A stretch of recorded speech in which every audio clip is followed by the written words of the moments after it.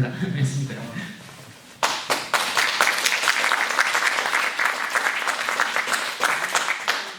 Merci, donc ça marche, oui.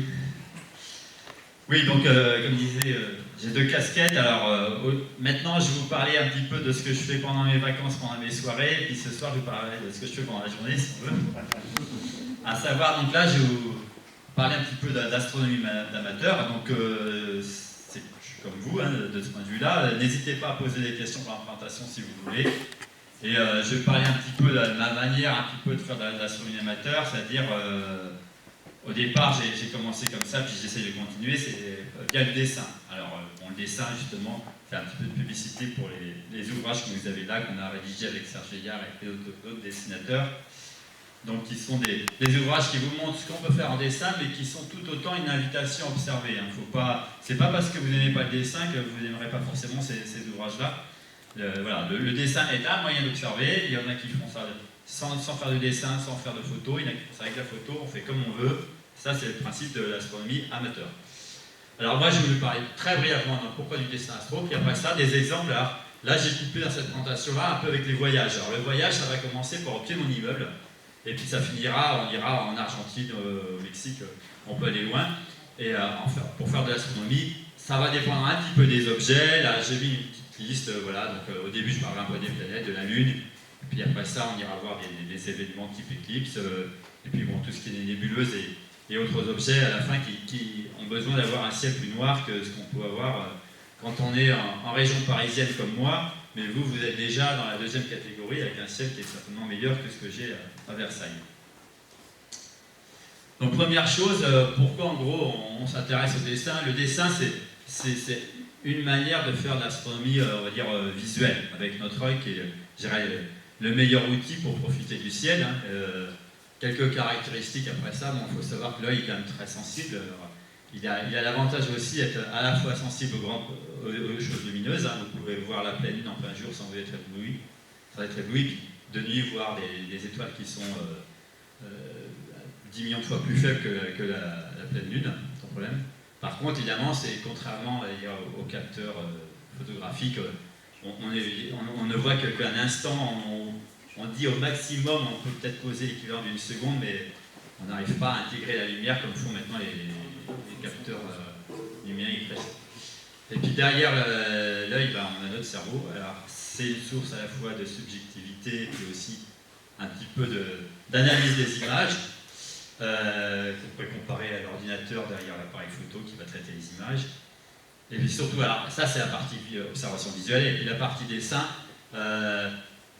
On le vend, entre guillemets, nous, en tant qu'astrodessinateur, comme un petit peu le meilleur outil pour apprendre à observer derrière un télescope et saisir toute la subtilité de ce qu'il y a à voir dans une nébuleuse, sur une planète, etc. C'est vraiment, je vous montrerai un exemple après, comment, au fur et à mesure des années, en faisant du dessin, on apprend à voir ce qu'on peut voir dans un télescope. Et évidemment, et puis après ça, le résultat, c'est que on fait l'équivalent d'une image sur du papier avec un crayon, ça coûte rien quasiment. Et on a tout de suite le résultat, ça prend moins de temps que faire une photo, l'imprimer, etc. Chacun vend les choses comme il veut. Alors je vais commencer par ce qui est le plus dur dans le dessin, parce que aussi c'est l'objet un des plus proches qu'on va observer, qui est la Lune. On pourrait faire un chapitre à part, mais voilà, un principe un petit peu, je disais ça passe pas très bien, mais c'est pas grave, le texte. Mais bon, c'est pas grave, de toute manière, ce que je veux dire, c'est que la Lune, c'est que parfois, en fait, l'objet est probablement un des plus durs à dessiner parce qu'il y a beaucoup de détails à voir. Alors, il faut être un petit peu organisé. Le principe que j'utilise et que d'autres utilisent, mais pas tout le monde, c'est que quand vous voulez dessiner, alors à droite, vous avez le dessin mis au propre et à gauche, le dessin qui est brut après avoir observé. Donc, les règles, par exemple, que j'utilise, c'est que comme on ne va pas tout de suite mettre le dessin au propre, noircir les zones qui sont noires et puis rendre gris les zones intermédiaires, on va utiliser souvent des codes de luminosité. Je vais prendre un exemple, vous voyez des 6 ici, là j'utilise par exemple tout ce qui est 0, là 0 moins, c'est vraiment ça, c'est très brillant. Derrière on a 6 et une ombre. Donc là un petit peu, moi le principe que je vais utiliser pour faire un dessin de la Lune, ça peut être pareil pour une planète, mais plus la Lune parce qu'il y a tellement de détails qu'on ne peut pas tout retenir dans la tête, c'est on va mettre des codes d'intensité, et après ça on va faire ça propre chez soi, on va remplir comme un petit magazine d'enfants où il faut noircir les zones, pour arriver à un dessin qui est mis au propre comme en haut à droite. où on voit mieux, enfin, à ce moment-là, les cratères. Hein. Ouais. Et ça c'est pas joli, mais là on voit beaucoup de cratères. Voilà, c'est un peu le principe que j'utilise pour en faire un dessin d'alune. Alors ça, évidemment, pour le faire, on fait ça n'importe où. Et à dire vrai, je dirais que souvent, on est mieux installé au pied d'un immeuble sous un lampadaire qu'en race campagne. Moi, je fais ça dans aucune de mon immeuble. Je suis dans une résidence, c'est assez bétonné. L'avantage que ce soit bétonné, c'est que c'est plus sec que si on est au milieu de la campagne, dans l'herbe. Et en plus, j'ai des lampadaires, ce qui fait que je n'ai pas besoin d'avoir un éclairage que je manipule, qui soit bien orienté, tout ça. Donc voilà, on peut commencer à faire de l'astronomie en pleine ville, en pleine résidence, au pied d'un lampadaire. Par contre, c'est une école de patience pour un dessin de la Lune. Là, je vous montre un exemple d'un cratère assez connu, qui est le cratère Copernic. Vous avez une photo qui est prise à gauche, je ne sais plus si elle a été prise pendant le même jour, incultée par une numérique. Donc, c'est peut-être pas pris du temps le même jour. Mais après ça, voilà, j'ai commencé le dessin à 19h25, 19h36, et je fais les contours grossiers du cratère que j'ai dessiné. Et petit à petit, je commence à remplir les contours, etc. Et au bout du compte, j'ai quand même passé près d'une heure et demie à faire tout ça. Donc 2 heures et demie, pardon, pas une heure et demie, 2 heures et demie. Donc il faut vraiment être patient et pas trop traîner non plus, parce que quand on est près de la zone intermédiaire qu'on appelle le terminateur entre le jour et la nuit, les ombres peuvent évoluer en quelques heures. Donc voilà, donc, les étapes que j'ai photographiées pour mon dessin. Et puis après ça, donc, je pars du résultat, qui est un petit peu bouger, recopier, tout ça, et je vais faire le remplissage pour obtenir le cratère final, mais parfois ça peut prendre encore 1 heure ou 2 heures. Donc c'est vraiment... Alors, je ne suis pas un des très rapides, peut-être, à dessiner la Lune, il y en a qui sont beaucoup plus efficaces. Il y en a qui dessinent ça sur fond noir avec une craie blanche et qui font ça très bien et qui ont parfois des rendus qui sont meilleurs. Chacun fait comme il veut, mais voilà un peu le principe du dessin de la Lune. J'ai commencé par la Lune parce que ça c'est vraiment au pied de l'immeuble, voire parfois par la fenêtre. Et après ça, on va aller voir les objets qui sont observés de plus en plus loin parce qu'il faut de meilleures conditions. Alors le dessin planétaire, ce qui est pratique aussi, ce que j'utilise, moi c'est, comme pour le dessin d'étoiles, on va voir, c'est d'utiliser des gabarits. Parce que le but aussi, c'est, comme ça évolue malgré tout au cours du temps, une planète ça tourne, les ombres sur la Lune ça change. Bon, pour une nébuleuse comme la nébuleuse d'Orion, elle sera toujours similaire à elle-même 1 an après, mais si c'est une comète, elle se déplace par rapport aux étoiles. Donc ce qui peut nous faire gagner du temps, c'est toujours bon à prendre. Donc un exemple à gauche, ce qu'on appelle un gabarit, vous avez c'est un simple rond qui est tracé sur un fond noir, un peu pour une question d'esthétique, et puis j'ai juste à remplir, entre guillemets, quand je fais mon dessin de Mars. Et pour Saturne, dessiner un petit peu dans le froid une ellipse parfaite, c'est pas évident, et vous verrez que le moindre défaut, qui est pourtant de quelques fractions de millimètres, ça donne un petit peu un air de guingois aux anneaux. Donc c'est pratique d'avoir déjà un gabarit à peu près dessiné. Alors en fonction de l'inclinaison, là en haut c'est 5 degrés, 10 degrés, on sait un petit peu par les éphémérides quelle va être l'inclinaison des anneaux de Saturne en fonction du temps. Et voilà, on a notre support. Ça c'est pour les planètes. Et puis pour le ciel, là c'est un exemple là, sur les nébuleuses d'Orion. Alors ça évidemment dans le télescope on inverse, donc là le nord est en bas sur ma carte, mais c'est pour ça que c'est à l'envers, mais dans le télescope il est en bas. On a prédessiné les étoiles principales, ce qui va nous permettre de gagner du temps pour placer la nébuleuse et puis pour éviter de la déformer, quoi. Alors parfois on peut aussi prendre entre guillemets plaisir à placer les étoiles. Ce qu'on fera peut-être quand on a un amas d'étoiles, on va placer le plus brillant pour aller bon repère et ensuite les rajouter, mais ça prend du temps, quoi. Donc, ce qui peut nous faire gagner du temps, j'en profite. Alors, un exemple de dessin planétaire, un qui est fait par un autre observateur assidu, qui est Serge Veillard en bas, puis en haut le mien. Donc là, le bruit d'observation à gauche, c'est un petit peu comme la Lune des contours.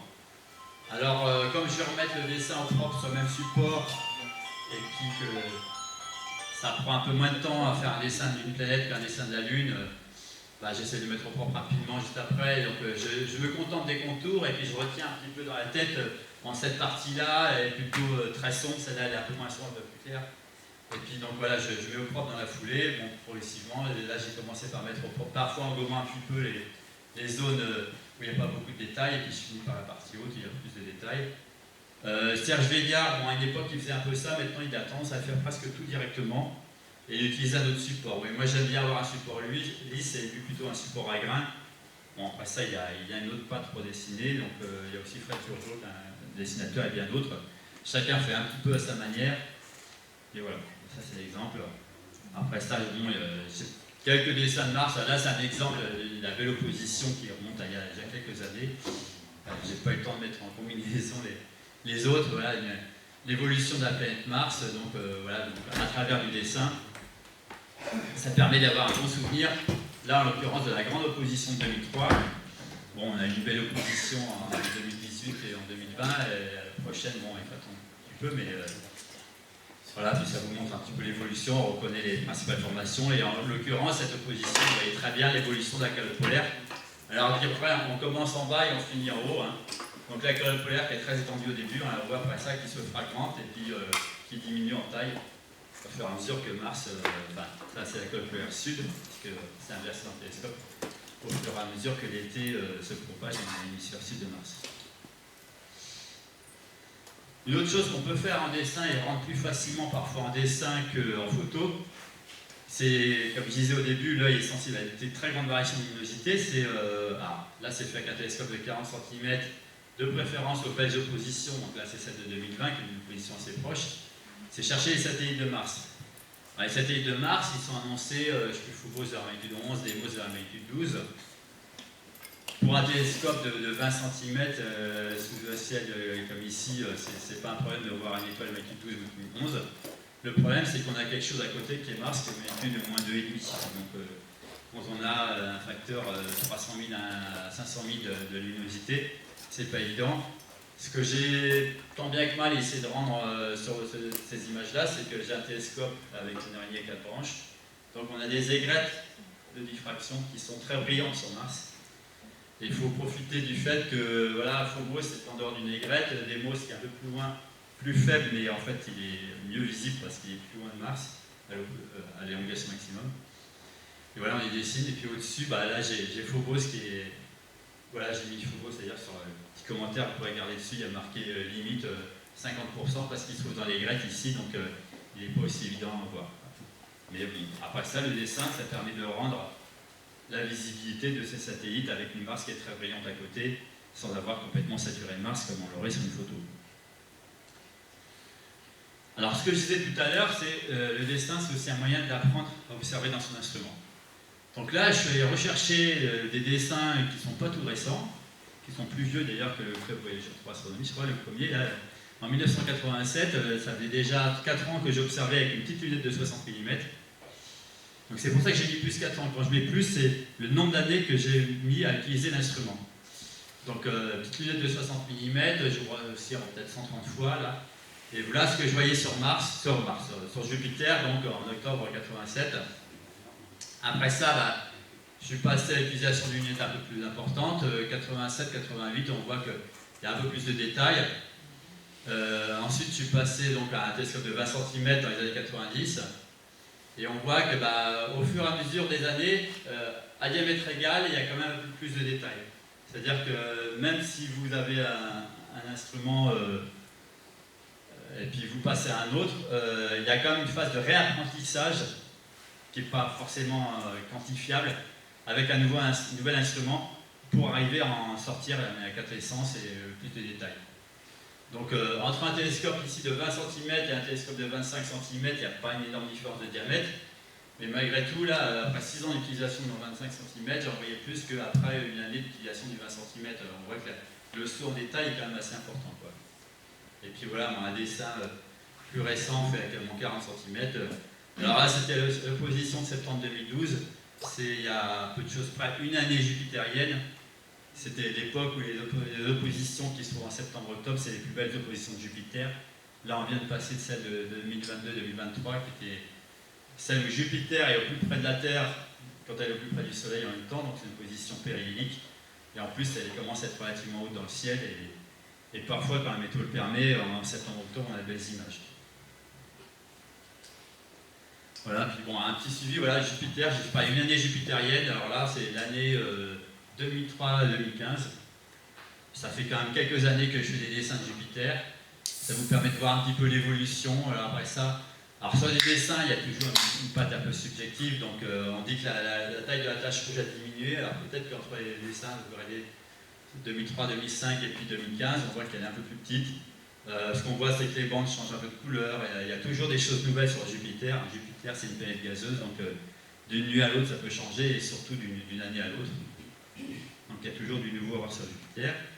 Et quand on cherche un peu plus loin, quand on maîtrise bien l'instrument, on peut aller essayer de chercher les détails un peu sur les satellites de Jupiter. Alors il faut savoir que c'est pas très gros.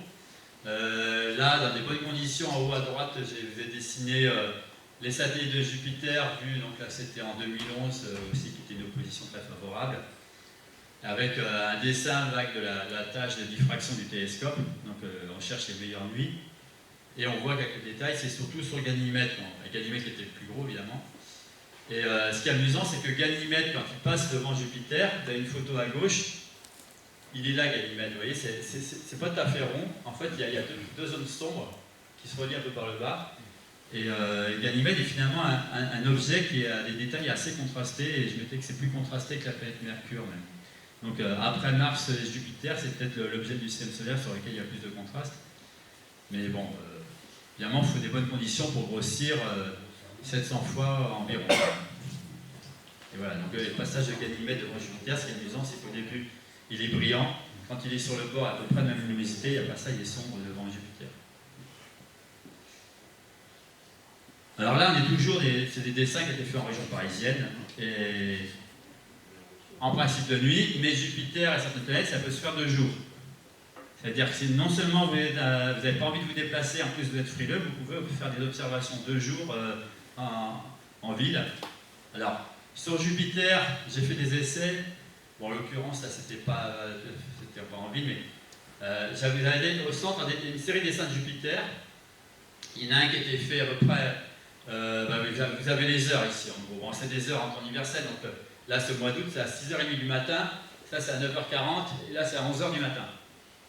11h du matin au mois d'août, hein, c'est en pleine journée. Alors vous voyez qu'on perd un peu des détails. Hein. Donc Jupiter est visible le jour, mais quand on est plus d'une heure ou deux après le lever du soleil ou avant le coucher du soleil, ça devient moins contrasté.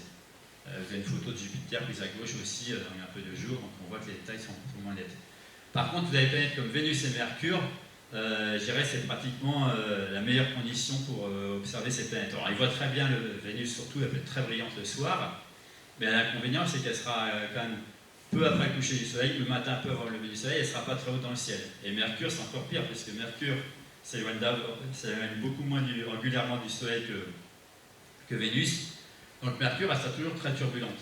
Alors, à la repérer de jour, c'est plus difficile, Mercure, mais bon, il y a certaines oppositions, élongations plutôt, qui sont favorables. Là, je vous montrerai, là j'ai une série de photos, je vous montrerai plus tard une série de dessins de Mercure.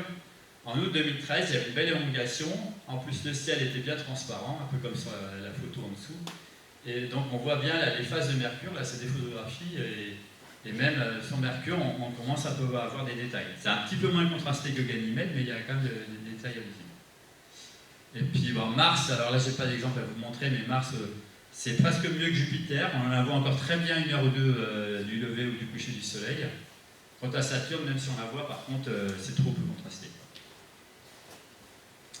Et pour parler de Saturne, il y a quand même des choses à voir sur Saturne. Donc, notre exemple, c'est que, outre voir les anneaux et puis deviner les bandes qui ne sont jamais très contrastées, le passage du plan de la Terre dans le plan des anneaux de Saturne, là, qui arrive quasiment à la prochaine opposition, c'est là qu'il y a des jeux d'ombre, voir les anneaux côté de nuit, tout ça qui sont intéressants. Ça permet de voir aussi les satellites qui sont plus proches de Saturne, et aussi de bénéficier de passages de satellites devant Saturne.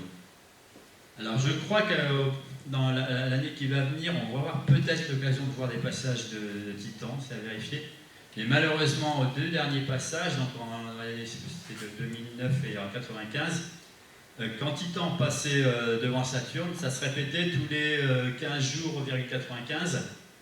Et malheureusement, au bout de 15 jours 95, Saturne elle repasse exactement au même endroit dans le ciel. Ce qui veut dire que si Titan est devant Saturne à une date T, elle sera à nouveau devant Saturne quand elle sera exactement à la même position dans le ciel, en gros un peu moins de 16 jours après. Et malheureusement, ça se passait toujours lorsque Saturne n'était pas levé en Europe. Donc on n'a vu aucun passage de Titan devant Saturne au cours des 30 dernières années. Peut-être que l'année prochaine, j'ai pas envie de regarder, il y en a qui seront visibles. Donc là, il y avait juste un passage de Rhea, mais alors un passage de Rhea, c'est vraiment le tout petit point blanc que vous voyez là avec son nom ici, mais c'est très subtil parce que Rhea est quand même 4 fois plus petite que Titan. Donc Titan, il fait un peu plus d'une seconde d'arc de diamètre apparent, et Rhea, c'est en dessous de la résolution. Et puis, alors, pour ceux qui sont patients, toutes les 20-30 ans, on peut avoir une grande tempête sur Saturne. Donc là, un exemple de dessin fait à 1 heure d'intervalle, ça permet de voir la rotation de Saturne. Là, c'était en 2011. Bon, la prochaine, c'était pas tout de suite. Et après ça, il y a une composition que j'ai juste finie, je dois dire, ce matin, qui est peut-être l'occasion aussi de fêter les 30 ans de Voyageurs Astronomie, qui correspond à peu de choses près à une année saturnienne. Alors, une année de Saturne, ça donne 100 dessins. Donc là, j'ai combiné le dessin, le premier ici a été fait, je crois, en 1994. Ça ne doit pas être très loin de la fondation du club, si j'ai bien compté. Et le dernier, c'est la dernière opposition de 2023, donc j'attends le dessin de 2024. Donc voilà toute une série de dessins de Saturne que j'ai fait avec un télescope de 25 cm ou de 40 cm, je crois que c'est pas d'autres télescopes. Voilà, qui vous montre, voilà, donc le passage Saturne haute dans le ciel, on voit la partie sud des anneaux parce que là c'était versé. Et puis récemment c'était la partie nord quand Saturne était assez bas dans le ciel. Et maintenant donc, on est là, elle remonte et puis on va arriver à nouveau au passage dans le plan des anneaux de Saturne.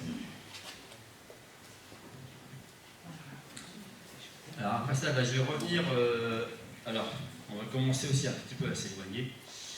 Donc aux planètes visibles de jour, donc là Mercure, donc je vous parlais tout à l'heure Mercure en août 2013 qui avait une belle configuration. Donc là la série de dessins que j'ai fait avec l'évolution quasiment d'un jour à l'autre. Alors on devine, c'est pas très contrasté, mais on devine que les structures ne changent pas énormément d'un jour à l'autre, ce qui est un peu attendu parce que je ne sais pas si vous savez, mais Mercure elle tourne très lentement sur elle-même.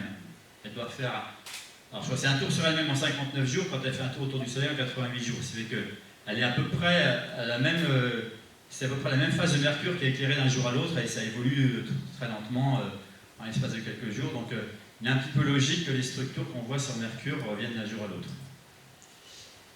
Et puis sinon, il y a un autre exemple de planète observée en plein jour, évidemment c'est Vénus.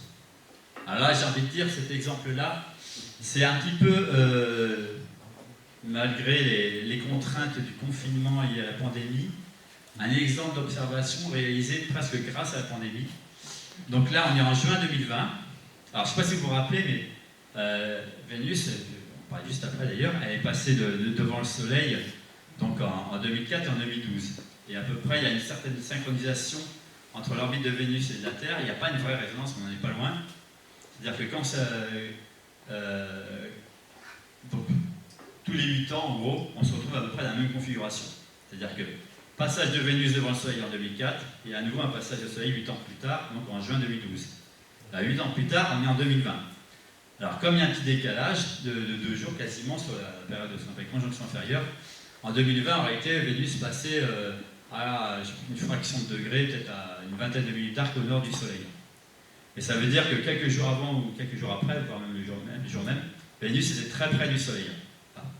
Pour observer Vénus très près du Soleil, et en l'occurrence, les derniers dessins, celui-là, qui est pris le même jour où j'ai pris les photos, alors c'est inversé parce que les photos ont le nord en haut, les dessins ont le nord en bas, c'est pris à 2 degrés du Soleil, avec le télescope de 40 cm. Oui, alors. C'est chaud, exactement, voilà, j'attendais votre remarque. Au passage, c'était pas aussi facile à voir que ça, mais la veille, quand elle était à 3,7 degrés du Soleil, je l'ai montré à un voisin, sans qu'il se rende compte que c'était déjà un petit peu chaud. Il a observé Vénus à 3,7 degrés du Soleil. Je pense qu'il n'aura jamais eu d'autre occasion de voir dans un télescope de 40 cm Vénus à 3,7 degrés du Soleil. Alors là, je vais dire que c'est quelque chose qui est peut-être plus difficile à faire dans votre village qu'à faire dans ma résidence, parce que je suis dans une résidence avec des immeubles qui font 6 étages. Donc j'ai l'avantage que je me mets à l'ombre d'un immeuble. Et je me mets à l'ombre du côté où elle progresse l'ombre. Donc, je pose le petit télescope de manière à plus voir le soleil qui rentre dans le télescope, et comme l'ombre va progresser, il n'y a pas de danger en fait. Mais alors malgré tout, quand elle est à 2 degrés du soleil, quand je pointe Vénus qui est à 2 degrés du Soleil, en fait, il y a la moitié du télescope qui vise l'immeuble et l'autre moitié qui vise Vénus. Donc, si je défocalise, j'ai pas un rond, mais j'ai un quartier. Voilà, donc voilà, pour observer, alors évidemment, il est hors de question de pointer un télescope de 40 cm vers le Soleil. Donc voilà, donc ça c'est les mesures de sécurité que j'arrive à appliquer en profitant de l'ombre d'un immeuble. Donc évidemment, il faut avoir un peu d'expérience et faire ça de manière en étant conscient du danger, quoi. Mais l'autre chose, je disais, c'était pendant la pandémie. Alors, vous savez que, enfin là c'était les confinements juste après. On était plutôt en période de couvre-feu, je suis pas encore en confinement. Et comme vous savez, évidemment, le trafic aérien avait considérablement diminué à cette époque-là. Donc on avait un ciel qui n'a rien à voir avec ce qu'on a aujourd'hui, qui était, je dirais pas presque coronal en ville, mais quasiment. Donc on a eu toute la période, vous voyez, 28, 29, 30 mai, 31 mai, 1er juin, 2 juin, quoi. Une période qui a une semaine de ciel parfaitement bleu, sans traîner d'avion évidemment, ce qui permet de faire ces observations-là, parce qu'évidemment, dès que vous avez un peu un nuage qui diffuse, bah, il est quasiment hors de question de faire ces genres d'observations. Alors, je vais vous parler un petit peu de autre chose aussi qu'on peut plus facilement parfois dessiner, photographier. Là, c'est un exemple. Lorsqu'on a le rapprochement d'une planète avec la Lune, alors bon, parfois, quand c'est Mars ou Jupiter, le contraste de luminosité n'est pas très grand, donc ça va, on peut faire des photos. Mais là, c'est le rapprochement de Saturne, de la Saturne qu'on voit difficilement en haut à droite de la photo, puis la Lune qui est brillante. Par contre, en dessin, bah, c'est plus facile à rendre. Voilà. Donc, par contre, il faut aller vite, parce que là, je vous ai mis l'heure ici, vous voyez, les anneaux qui sont en train de disparaître, avec 4,41, 4,51, 10 secondes. Donc la disparition de Saturne, elle va se produire en exactement, si on regarde, 65 secondes. Il faut être rapide. Alors maintenant, on parlait un petit peu des événements qu'on peut observer aussi ou dessiner. Alors, les événements faciles à faire, c'est l'éclipse de lune. Donc, en l'occurrence, bon, là, c'était celle de janvier 2019 que j'ai fait au pied de la grande coupole de Meudon. Donc là, vous avez sur la photo, alors on voit peut-être souvent comme c'est assez brillant. Donc là, la grande coupole, il y a mon télescope qui est là, je ne sais pas si vous voyez, puis la Lune qui est là, qui est en train de rentrer dans l'ombre. Donc bon, j'ai fait quelques photos et j'ai fait cette série de dessins. Donc là, c'est un peu pour se faire plaisir. L'avantage de l'éclipse de lune, c'est que ça total de lune, là, ça prend du temps. Donc on n'est pas pressé, on a tout notre temps pour dessiner. Vous voyez, les dessins, et en gros, c'est un par demi-heure. Et là, c'est fait aux jumelles. C'est-à-dire que j'ai un gros télescope pour faire les photos, mais j'ai juste une paire de jumelles pour profiter de l'éclipse de lune. Et donc là, c'est du dessin crayon couleur. Et puis c'est pareil. La Lune, en fait, il y a un énorme contraste entre la partie éclairée et puis la partie dans la nuit. Donc d'ailleurs, qu'on voit sur une photo sur la vue suivante, vous avez la photo en haut à gauche, face partielle, on ne voit quasiment pas la partie qui est dans l'ombre, mais en dessin, c'est plus facile à rendre. Alors ce que je disais, c'est que pour une éclipse de Lune, bah, en gros, je l'observe là où je peux, entre guillemets, c'est-à-dire que s'il faut faire quelques kilomètres pour essayer de dégager, on le fera. On ne va pas partir aux antipodes pour observer une éclipse de lune, parce qu'en général, une éclipse totale de lune, c'est visible sur la moitié de la Terre. Donc, si on est là-bas, on en profite. C'est un exemple ici là, avec Serge Veillard. On était parti, je vous en parlerai juste après, pour voir le passage de Vénus devant le Soleil. Et il se trouvait que 3 jours avant, bah, il y avait une éclipse partielle de lune. Donc, on était à Hawaï, dans un hôtel, et puis à 3h du matin, bah, on a sorti le télescope, et puis on a profité pour observer l'éclipse de lune, à dessiner. Au passage, à titre anecdotique, il y en a d'autres qui étaient venus pour l'éclipse, mais comme il y a 10 heures d'écart entre la France et puis Hawaï, il y a même 12 heures d'écart, bah, ils sont un peu emmêlés les pinceaux dans les dates et ils ont voulu observer l'éclipse de lune le lendemain. Et il y en a qui disaient « Ouais, mais j'ai déjà vu des photos d'éclipse de lune sur internet, comment ça se fait qu'on voit ?» Voilà. Bon, après ça, une autre à sa région parisienne, bon, bah, là j'essaie péniblement de trouver des éclaircies, ça c'était il y a un an, je crois, et puis là, le 28 octobre dernier, bon, bah, c'est une éclipse, là, je l'ai fait carrément au pied de mon immeuble. L'avantage, c'est que bon, la météo était incertaine, et puis bon, dernier moment, sur le télescope. Bon, une éclipse de lune, c'est pas un phénomène extraordinaire, mais il y a des phénomènes qui sont beaucoup plus rares, comme pour ceux qui n'ont pas déjà vu, c'est un petit peu dommage, c'est le passage de Vénus devant le Soleil. Alors, le passage de Vénus devant le Soleil, il y en a eu en 2004. Il y en a eu en 2012 et le prochain c'est en 2117. Alors désolé pour ceux qui ont raté ça en 2012, Même les plus jeunes ici, de 1817, ça fait encore 97 ans. Donc là, on avait quand même fait un voyage, on était allé à Hawaï pour observer ce passage. Alors le premier passage de 2004 était entièrement visible en France. Par chance, il a fait relativement beau sur une bonne partie de la France, on peut l'observer, mais on l'a bien vu. Mais fallait venir chez nous. Hein. Bon, enfin, moi j'ai eu la chance en tout cas de voir celui 2004, et puis j'ai dit, bah oui, bah, il y en a encore un là, et il ne faut pas le rater. J'ai commencé à voir des choses en 2004 que j'aimerais bien revoir, on verra sur les dessins après.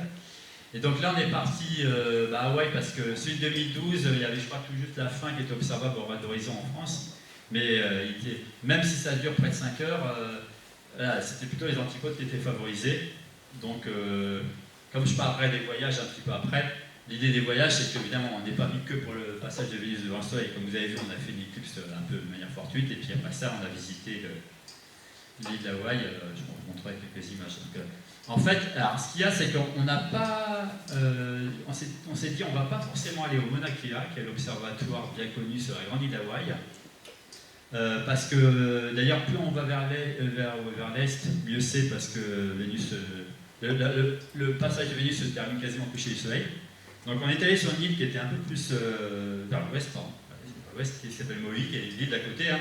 La photo du centre, en fait, c'est le sommet du volcan qui s'appelle Haleakala, qui est à plus de 3000 mètres, qui est à Maui, vu depuis l'observatoire du Mauna Kea. Donc en fait, on était sur ce sommet-là.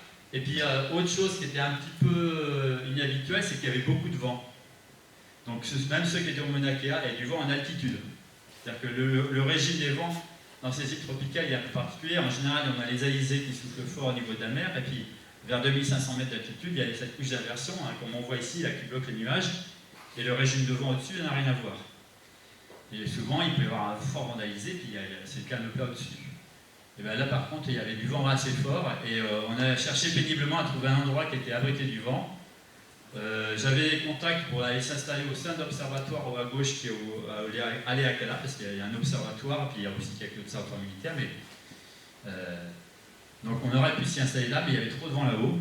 Donc ce qu'on a fait, c'est qu'on est redescendu un peu d'observatoire et puis on s'est mis sur un bord de route ici, là. Alors ça tombe bien, le vent venait surtout de l'est, donc là il y a l'ouest à droite, et on s'est mis comme ça sur le bord de la route avec nos télescopes. Alors c'est des télescopes transportables, le mien c'est celui-là, vous les reverrez, un télescope de voyage, un filtre solaire, comme pour une éclipse, et on a observé le passage de Vénus devant le Soleil depuis cet endroit-là. Et puis de temps en temps, il y avait des Américains qui visitaient, qui nous disaient bonjour, et ils disaient ouais c'est super, qu'est-ce que vous faites? C'est Vénus, c'est génial et tout ça. Voilà. Et donc on a observé le passage de Vénus devant le Soleil. Et alors, moi, comme j'avais commencé à le faire en 2004, là j'ai fait des dessins, des photos aussi, mais des dessins. Et ce qui est intéressant à voir, c'est que c'est un petit peu là qu'on découvre qu'il y a une atmosphère autour de Vénus. Alors, on le voyait déjà un peu sur mes photos, pris à 2 degrés du Soleil, que je n'ai pas précisé, mais on voyait presque un anneau complet, dû à la diffusion de la lumière dans l'atmosphère de Vénus. Et cette diffusion, voire une réfraction, c'est même une réfraction, on la voit sur ces observations-là. Donc en haut, vous avez Vénus qui est en train de rentrer devant le disque solaire. Alors c'est pris cette fois-ci à travers un filtre solaire. Hein. Donc là, on a un 100 millième de la lumière qui arrive, hein, heureusement. Et là, malgré tout, bien qu'on bloque 99,999% de la lumière, vous voyez, on voit s'illuminer de manière plus ou moins régulière un liseré brillant autour du disque de Vénus en dehors du Soleil. En fait, c'est la lumière du Soleil qui est réfractée dans l'atmosphère de Vénus, un petit peu comme notre Soleil quand il se couche à l'horizon, quand on a un horizon parfaitement dégagé. En réalité, à 0 degré, quand on voit le Soleil à 0 degré, en réalité, il est 0,6 degrés sous l'horizon, il est déjà couché. Simplement que l'atmosphère a un peu un effet de loupe et elle dévie les rayons du Soleil. Et bien là, c'est pareil, c'est la même chose qui se passe sur l'atmosphère de Vénus. Et en fait, c'est plus efficace du côté des pôles pour des questions de température. C'est pour ça qu'on voit une zone un peu plus brillante, à peu près au niveau de pôle de Vénus, quoi. Et même après ça, même les scientifiques qui peuvent analyser ces images-là et en déduire un petit peu le profil de température de l'atmosphère de Vénus. Alors au passage, j'ai envie de dire que c'est là que Vénus est la plus brillante, parce que là, ce qu'on voit là, c'est Vénus qui est éclairée, c'est plus le Soleil, mais avec un filtre qui laisse passer un 100 millième de la lumière du Soleil. Donc, mais bon, évidemment, on ne va pas observer sans filtre. Donc voilà, c'était une curiosité qui avait déjà été notée sur des dessins faits au précédent passage au 19e et 18e siècle, mais c'est quelque chose qu'on voit de manière assez facile, avec conditions de pas avoir trop de turbulence, à l'œil au télescope. un autre voyage, alors là en fait c'est un petit peu fortuit, c'est la même année d'ailleurs, 2012, donc là en mois de juin, en fait c'était avant, au mois de juin j'étais à Hawaï pour Vénus, et puis au mois de mai, donc un mois plus tôt, j'étais de l'autre côté du Pacifique, donc mon bilan carbone n'était pas génial cette année-là. Surtout que je ne dis pas ce que j'ai fait au mois de novembre. Donc là, en fait, on avait un congrès qui portait sur astéroïdes, comètes, météores, donc c'est la science que je fais pendant mes journées, qui était au Japon. Alors, à dire vrai, ce congrès devait avoir lieu en 2011, mais comme vous savez, en 2011, il y a eu un petit problème un petit peu au nord de Tokyo, à côté de...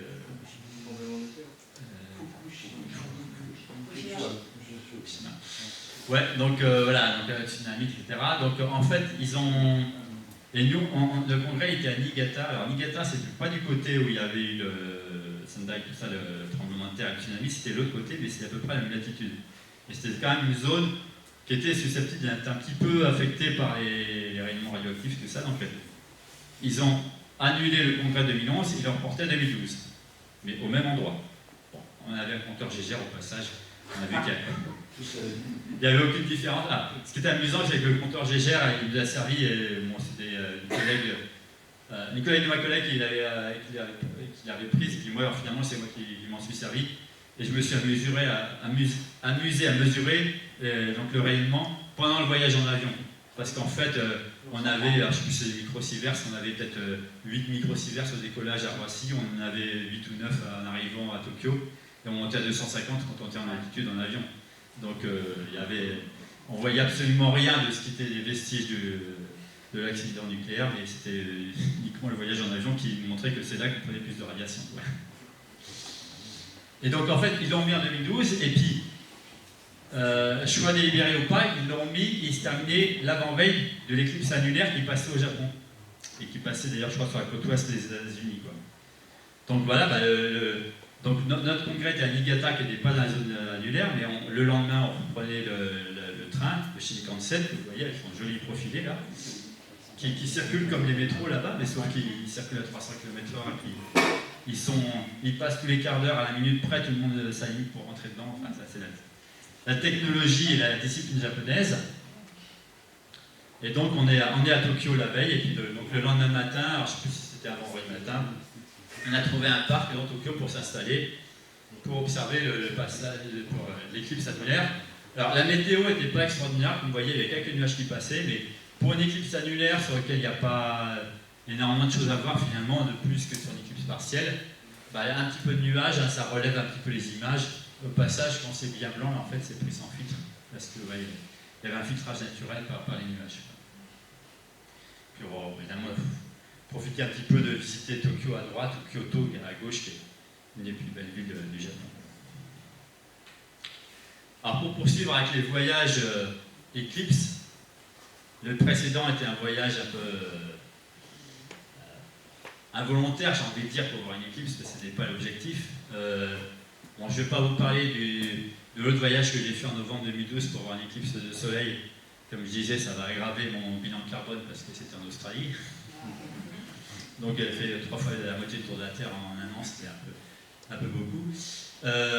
Plus récemment, donc, on était voir avec le Club Matisson 18 une éclipse en Oregon en 2017, qui était la répétition, un Saros après, de l'éclipse de 99 en France. Donc c'était une éclipse relativement courte, qui durait à peine plus de 2 minutes.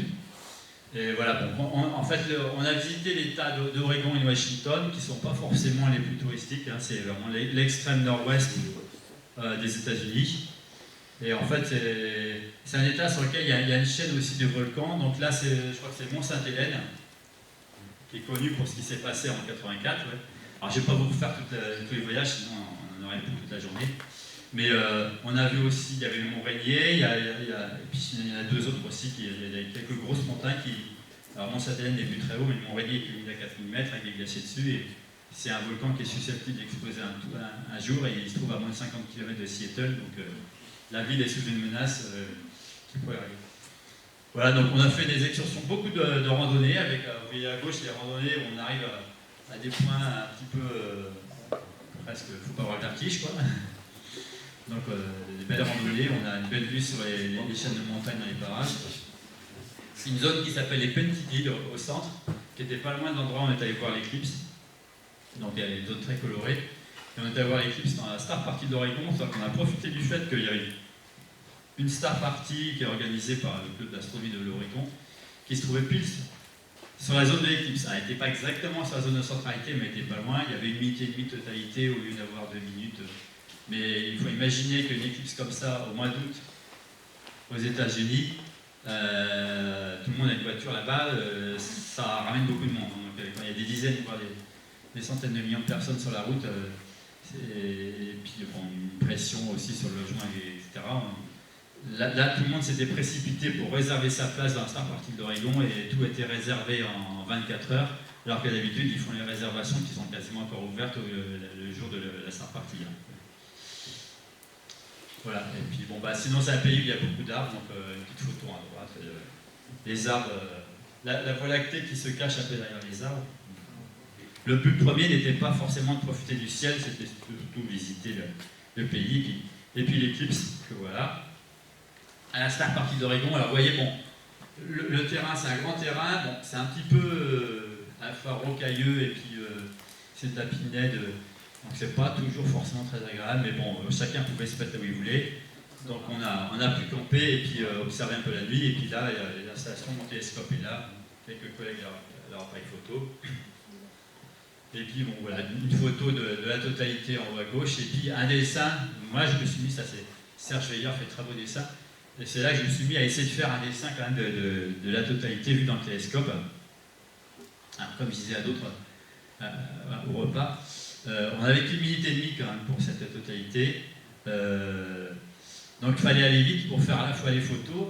Ça c'est des photos faites avec un appareil photo sur trépied. J'ai fait des photos, là je n'ai pas mis pris derrière le télescope, et puis après ça j'ai aussi essayé de faire un dessin. Le tour d'une minute et demie, il faut aller vite. Je dois avouer qu'il y a une partie du dessin que j'ai fait vraiment d'après ce que j'ai vu oculaire, et puis après ça j'ai un peu complété par les photos que je fais en afocale, qui sont malgré tout un petit peu ce que je vois par appareil photo interposé, quoi. Mais ça va tellement vite, et le piège souvent, et encore là ça va, les protubérances n'étaient pas très importantes, c'est quand on regarde l'éclipse, surtout d'un télescope où on grossit 30-40 fois, on se fait très vite attirer l'attention par les protubérances qui sont très brillantes, et on oublie un peu de voir ce qu'il y a autour. Alors l'éclipse suivante qu'on est allé faire, c'était en Argentine en 2019. Alors pareil, hein, on fait des voyages un petit peu pour découvrir un pays. Hein. Donc on avait 3 semaines de périple, et puis là c'était plutôt sur la fin, donc le 2 juillet 2019, on a fait l'éclipse qui était assez basse sur l'horizon, comme vous voyez. Devant là, on était du côté argentin de la Cordillère des Andes, et de l'autre côté vous avez le Chili. Le Chili où il y avait 1 million de personnes pour l'éclipse, et de notre côté on était une centaine, quoi. J'ai envie de dire, il y avait très peu de... Il y avait un site un peu officiel pour observer l'éclipse qui était à 2 km de l'endroit où on était. Nous on s'est mis un tour un peu désertique avec le fleuve asséché, quoi. Et une photo prise par Serge à côté, on voit où on est. Et sur le site officiel, Serge a fait voler son drone, il voyait qu'il y avait 3 pelés intendus, quoi. Et le lendemain, on a fait 500 km pour revenir vers le nord, vers Salta, il n'y avait personne sur la route, alors que les copains qui étaient de l'autre côté de la frontière, ils étaient bloqués dans les embouteillages, quoi. Donc on a choisi la bonne option. Et puis évidemment, en Argentine, on a profité aussi d'un ciel. Alors, c'est un des voyages qu'on a fait le plus en altitude. On était dans la partie, en fait, altiplano côté argentin. Et c'est là que ça intéresse, je peux montrer le graphique. On a fait 3 sommets, 3 cols vers 4800 mètres. Le dernier, on a fait à 5000 mètres d'altitude en voiture. En voiture,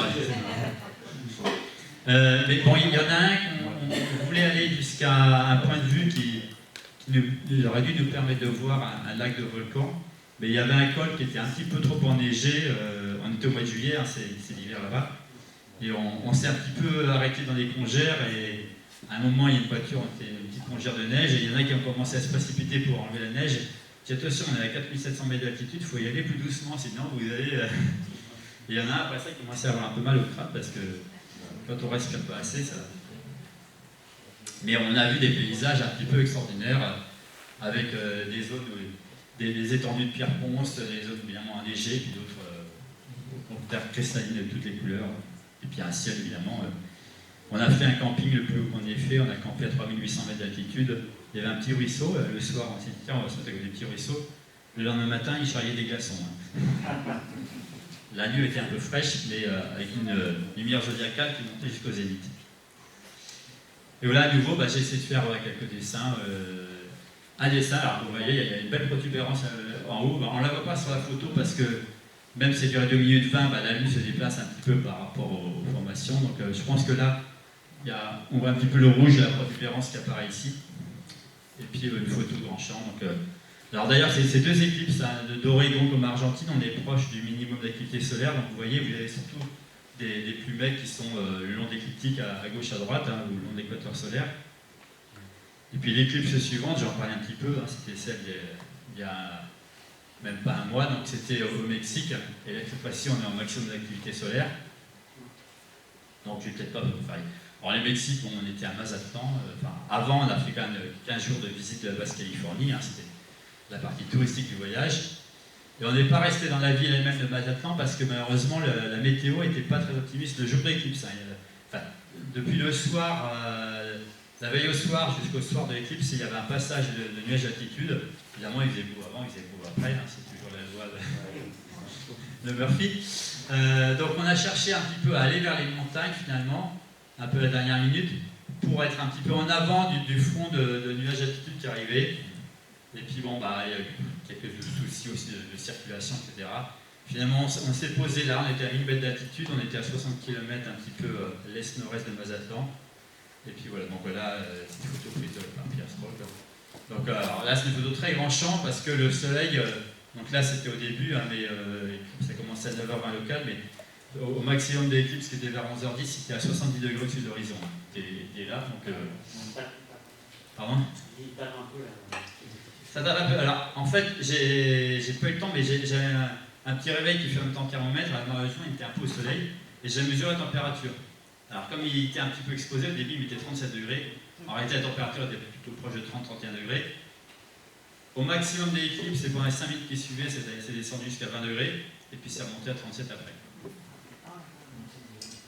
Donc voilà. Bon, après ça, donc, vous voyez une photo, puis là une photo de la totalité. Alors, vous voyez, alors j'ai un petit peu exagéré la luminosité, puis un peu aussi diminué celle du soleil éclipsé.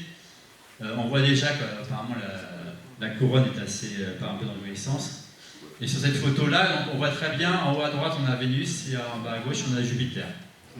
Et si j'ai montré la photo, on verrait Mars et Saturne aussi qui sont en haut à droite. Et le souvenir qu'on a, c'est que finalement, dès le début de la totalité, même un petit peu avant, il y a Mars, Vénus et Jupiter qui sont apparus très brillantes. On a l'impression de les voir parce que comme un ciel de nuit, le ciel est quand même assez sombre. Et c'est vraiment des diamants et c'est surprenant, quoi.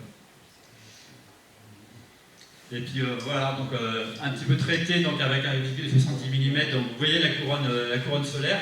Cette fois-ci, il n'y a plus de jets équatoriaux, ça part dans tous les sens.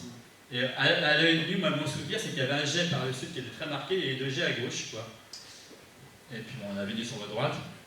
Et alors, moi j'essaie de faire un dessin, mais là, je dois avouer, il y avait beau y avoir 4 minutes et demie de totalité, un peu avec la fatigue, finalement, j'étais moins efficace que sur l'éclipse d'Oregon, il y avait 8 et demi, quoi. J'étais moins, voilà, un peu fatigué parce que le voyage a fait beaucoup de choses et tout ça. Et donc en fait, ce dessin il est fait surtout en partie à partir des photos que j'ai fait avec un petit compact que je vais derrière l'oculaire. Donc j'ai extrait une photo en haut à droite. Et ce qu'on voit, donc là j'ai à peu près fait la même orientation que la photo grand champ, en réalité c'est inversé par rapport au télescope. On avait une super protubérance là qu'on voit en bas à droite, c'est celle-là. Qui était la première chose qui nous a tiré l'œil dans le télescope. Elle était tellement brillante au début, je me suis dit, est-ce que c'est la fin de l'éclipse? Non, c'est la protubérance qui apparaissait, qui commençait à apparaître quasiment presque vers le début de la totalité, tellement elle était grande, alors qu'en fait, la Lune, elle progresse dans ce sens-là. Donc au début, la Lune l'a cachée, et après ça, elle l'a découverte. Et même sur la photo ici, grand chose, alors celle-ci est un peu saturée, mais la protubérance, on la voit. Et moi, j'ai pas eu le temps de noter si on la voyait, mais d'autres m'ont dit qu'on la voyait à l'œil nu, la protubérance. Donc voilà, bon, après ça, donc photo, dessin, on essaie de rendre un petit peu. Alors l'intérêt, évidemment, peut-être le regret que j'ai, c'est que sur ces éclipses-là, finalement, j'ai pas passé assez de temps à le regarder à l'œil, parce que quand on veut faire un dessin, c'est le moyen finalement d'imprimer un petit peu plus dans la mémoire que dans l'œil. l'image de ce qu'on voit. C'est un peu le regret après coup, c'est que bon, je me fais un petit peu, entre guillemets, manger par la photo, quoi. Alors que finalement, observer en visuel une éclipse, que de plus en plus essaie de faire. J'avais un ami, à Jean-Paul Perriat, il avait amené quasiment un rayon d'un magasin d'astrophoto. D'ailleurs, à la douane, en arrivant, en m'adaptant, non, c'était à La Paz. Non, c'est même au Mexico, pardon, excusez-moi, parce qu'on a fait Mexico. Ils lui ont demandé d'ouvrir sa valise. Il a déballé toute sa monture Zo, tout ça, les 3 appareils photo, etc. Les lunettes, les Swarovski. Je vous passe les détails de tout ce qu'il y avait. Ils ont tout noté par écrit. À la fin, non, ils ne nous ont pas embêtés, mais comme nous, on arrivait pas mal en avance, on s'est dit, quand ils vont voir arriver tous les autres Européens ou Américains avec leur matériel photo, ils ne vont pas s'en sortir. Hein. Il faut qu'ils fassent le détail de tout ce qu'ils amènent, quoi. Donc il avait amené plein de matériel, tout ça, pour faire un suivi. Et puis finalement, il avait besoin d'une alimentation électrique sur une prise allume-cigare qui n'était pas compatible avec la photo, donc finalement, il n'a pas fait de photo. Il a observé aux jumelles, et il est très content. Hein. Voilà.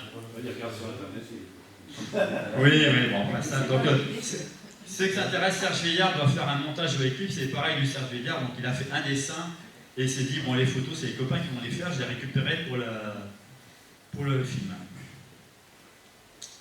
Alors là, je vais parler de cas exceptionnels qui sont dédiés à des éclipses. Donc là, au Mexique, on verra un petit peu après, on a aussi un peu de ciel profond, pas tellement.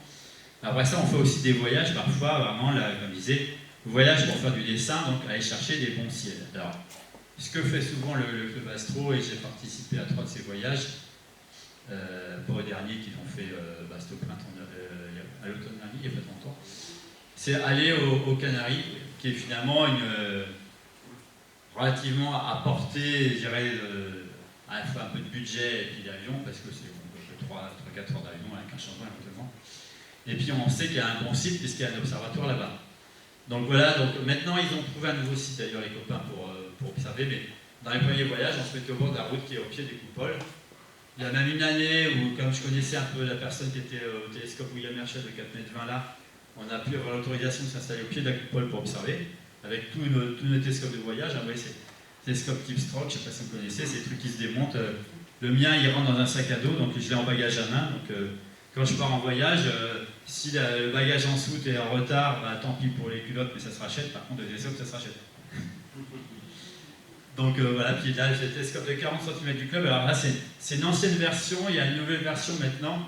Le télescope, il rentre entièrement dans une valise au format classique bagage en soute. Avant, il fallait 2 paquets différents, il fallait plus de personnes pour le transporter, quoi. Et puis bon, il y avait un voyage qu'on avait fait, je ne sais plus, au printemps, puis un autre qu'on a fait dans le premier, je crois que c'était en octobre, mais il faisait relativement doux, puis là, il y en a un qu'on a dû faire plutôt plus vers le mois de mars, il y avait encore un peu de neige, donc parfois les nuits sont quand même fraîches à 2000 mètres d'altitude.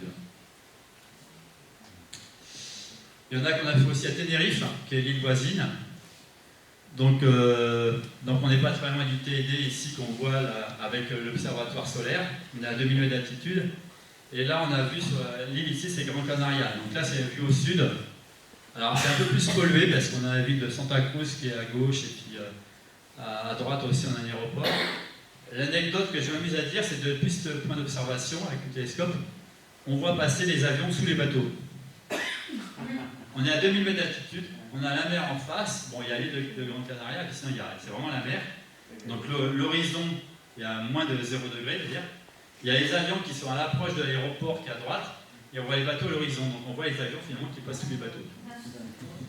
Et sinon, voilà. Et depuis cet endroit-là, on est bien placé aussi pour voir, puisque c'est l'horizon sud, à voir la croix du sud. Alors là, on est 28 degrés nord, mais on arrive à voir la croix du sud en entier. Et l'étoile du bas de la croix du sud, je crois qu'elle culmine à peu près à moins 1 degré, mais grâce à la réfraction, on la voit. Et même parfois, on a le télescope, on voit l'image rouge qui est décalée de l'image bleue, parce que, à cause de la différence de réfraction entre le bleu et le rouge. Mais bon, ça fait pas forcément très bonnes images quand même, c'est pas mais bon, là-bas, on en profite aussi quand c'est au printemps pour observer des galaxies, faire des dessins. Donc, il y a des exemples de galaxies qui ne sont pas forcément bien visibles ou pas du tout visibles de France métropolitaine. Donc, la galaxie Spirale GC 1365 et puis la Centaurus A, la radiogalaxie qui se trouve au-dessus d'Oméga du Centaure, qu'on peut observer de là-bas. Donc là, c'est des dessins que j'ai fait avec le télescope de 40 cm du club. Et pour faire du dessin, évidemment, ça ne coûte rien comme matériel à emporter par rapport à la photo, etc.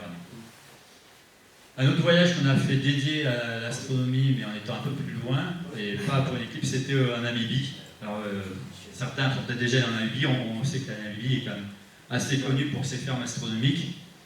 Et puis, évidemment, quand on est là-bas, on y était pour le mois de juillet 2015, on y est pour 3 semaines.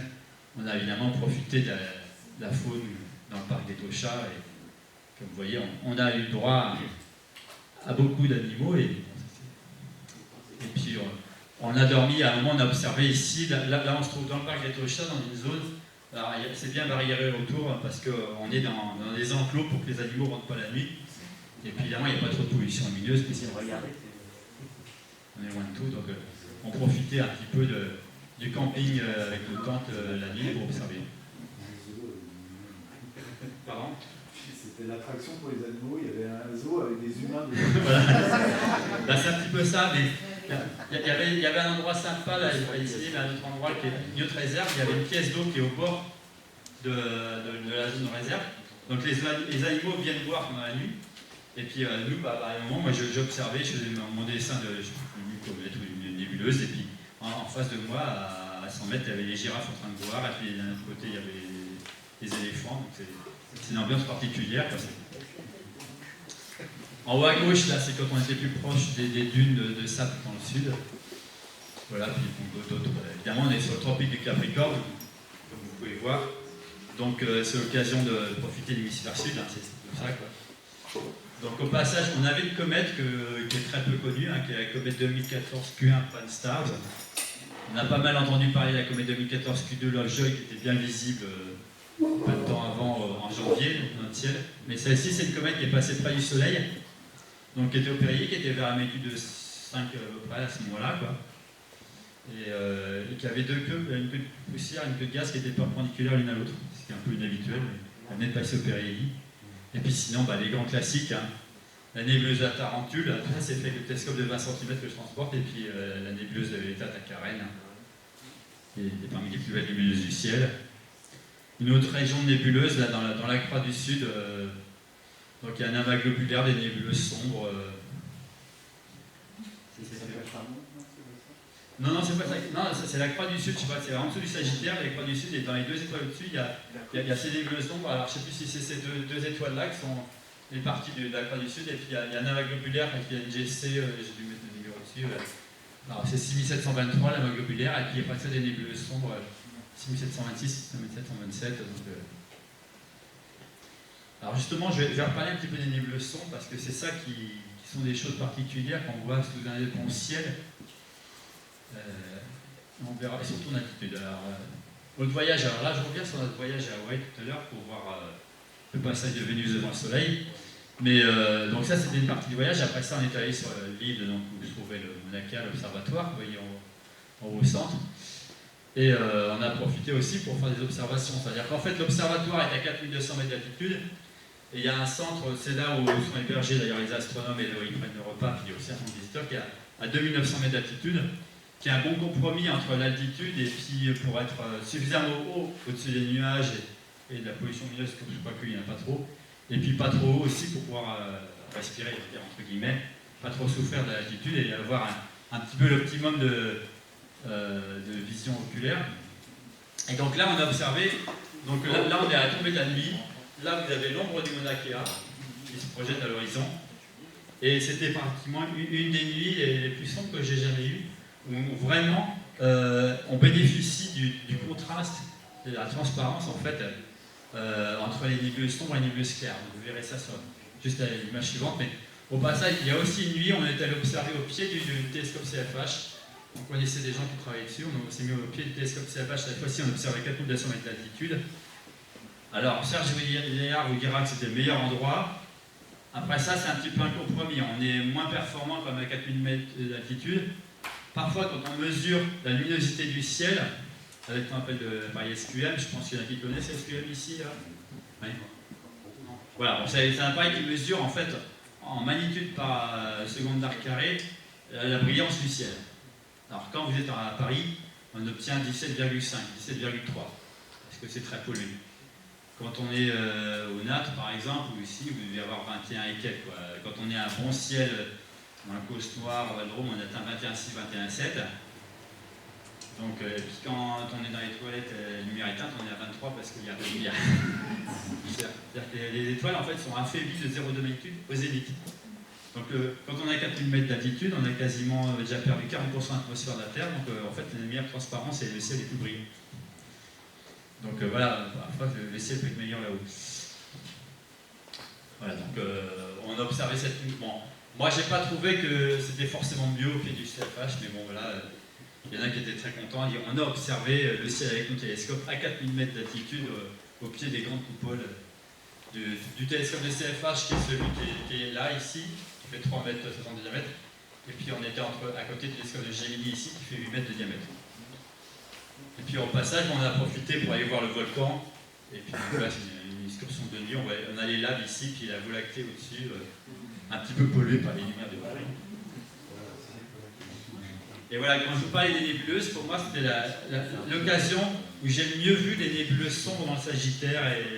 Alors évidemment le Sagittaire est plus haut que en région parisienne, évidemment, en région française, quoi, sur la métropole. On est à 20 degrés d'altitude nord. Et là, avec un télescope qui ne faisait que 20 cm de diamètre, mais je dirais que je vois beaucoup mieux avec ce 20 cm dans ces conditions qu'avec un 40 cm, même dans le sud des Alpes. Donc on avait un contraste saisissant avec des nébuleuses. Alors je ne sais pas, celle-là, bon, c'est un petit peu à l'envers, parce que c'est ce qu'on appelle la nébuleuse du perroquet. C'est en plein milieu du Sagittaire, par 87, donc elle a une tête de perroquet ici. La nébuleuse du serpent, je crois que c'est un Orphius, là on voit très bien. Quoi. Puis bon, la Trifide, qui paraît presque colorée d'ailleurs, entre la partie rose et la partie bleue. Tout ça, un télescope de 20 cm, donc en passant, on essaie évidemment de rendre ça comme on peut en dessin, mais et puis, encore un dernier voyage dont je vais parler aussi, dédié à l'astronomie. Alors, il y en a qui se seront allés pour l'éclipse de 2019, mais c'est le Chili. Ah, voilà, donc voilà, c'est beau. Effectivement, les voyages qu'on fait, on part 3 semaines pour profiter pendant au moins 15 jours de la nature. Quoi. Donc, évidemment, c'est des spectacles extraordinaires. C'est un petit peu. Côté Argentin, c'est pas mal aussi, mais là, c'est. Voilà, donc là, on est à. Je suis là, à 3600 mètres d'altitude, on n'est pas resté là pour.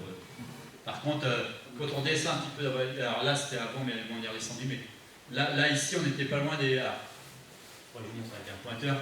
Tout là-haut, ce qu'on voit là, c'est ce qu'on a ici. Hein. On a l'observatoire de la CIA, et on observe ici, on a l'observatoire de. Je ne sais pas si c'est la Campanas qui est pas loin aussi. Et on a planté nos tentes là, et on a observé, donc, avec un ciel évidemment dénué de la moindre pollution lumineuse, parce qu'on est au milieu des observatoires des zones désertiques. Et donc, un autre point d'observation, alors 2 autres points d'observation, et un autre endroit, là, c'est après être redescendu des volcans enneigés qu'on voyait tout à l'heure. Donc là aussi, on s'est posé. L'avantage, c'est qu'on peut se poser un peu n'importe où, c'est du désert, ça appartient à personne. Il y a juste un train qui passe à côté. Il faut faire attention que le train ne se renverse pas. Je ne sais pas si vous savez ce qu'il y a dans les conteneurs rouges là. Pardon ? Non, c'est pas très gentil, c'est l'acide sulfurique. C'est des conteneurs d'acide sulfurique qui leur servent à extraire le cuivre d'un mine de cuivre. En fait, on s'est aperçu que finalement on n'était pas dans le lieu idéal parce que un petit peu en hauteur, il y avait une zone un peu lumineuse, la nuit c'était une mine. Donc il y a plein de mines de cuivre au Chili, qui est un des gros producteurs de cuivre. Et j'utilise de l'acide sulfurique pour extraire le minerai. Entre autres, c'est des méthodes parce que le minerai est riche à 2-3% de cuivre uniquement, donc il faut pouvoir l'extraire. Alors, ceci dit, bon, nous ça ne nous a pas dérangé, et puis on a pu observer tranquillement juste à côté. Là. Et le dernier endroit où on s'est posé, c'est là. Donc là, j'ai mon télescope, il est pointé vers quelque chose, on le voit se refléter là-haut à l'envers. Et en fait, c'est pris dans le télescope, c'est les coupoles du VLT. Donc là, on était à 2-3 km des coupoles du VLT, qu'on avait visité avant, parce qu'à l'époque, j'avais un collègue qui était responsable du personnel au VLT, qui nous avait organisé une belle visite. Normalement, on devait rester pour l'ouverture des coupoles, mais bien que la météo ne paraisse pas si mauvaise que ça, On voit à gauche quand même qu'il y a la tombée de la nuit. Au passage, vous avez Orion qui se couche un peu penché là. Le ciel est un petit peu couvert. Ben, ils n'ont pas observé ces deux nuits-là parce qu'il y avait trop d'humidité et trop de vent. On est passé aussi sur le site de l'ELT. À l'époque, il n'y avait rien. Il y avait juste une petite station météo. Il y avait 130 km/h de vent. Donc on a choisi je dirais, les quelques jours, sur les 10 jours de l'année où il fait moins beau et plus humide. Et on a même eu, sur mon tapis de sol qui est bleu, là le matin, il y avait de la rosée. La rosée. Et là, il n'y a pas une seule herbe. On est vraiment dans la région la plus aride du désert de Atacama, il n'y a pas la moindre herbe. Et on a eu des gouttes de rosée. Mais on a pu observer, nous, avec le coupole, avec nos télescopes. On s'était mis un petit peu à l'abri du vent parce qu'on pas trop là. On a pu un peu observer alors que le VT était resté fermé. Et qu'est-ce qu'on a fait? On a observé, je vais remonter la nébuleuse à Tarentule. Voilà. Et puis là, un dessin que j'ai combiné sur un champ préétoilé, comme c'est tout à l'heure, le grand nuage de Magellan. Donc on retrouve la nébuleuse à Tarentule là-haut, puis un certain nombre de nébuleuses. Il y en a beaucoup, c'est des amas globulaires, tout ça, donc il y a de quoi faire. Et là, le champ d'étoiles est fait avant? Voilà, ce champ-là, alors je les ai repointés à la main, mais il est préétoilé, hein, parce que vous voyez, il y avait 3 degrés par 4 degrés. Comme en fait, c'est une succession de zones que j'ai dessinées au télescope de 20 cm, hein, parce que moi j'ai un champ qui fait un peu plus d'1 degré, et donc là c'est plusieurs dessins que j'ai après ça combinés. Hein,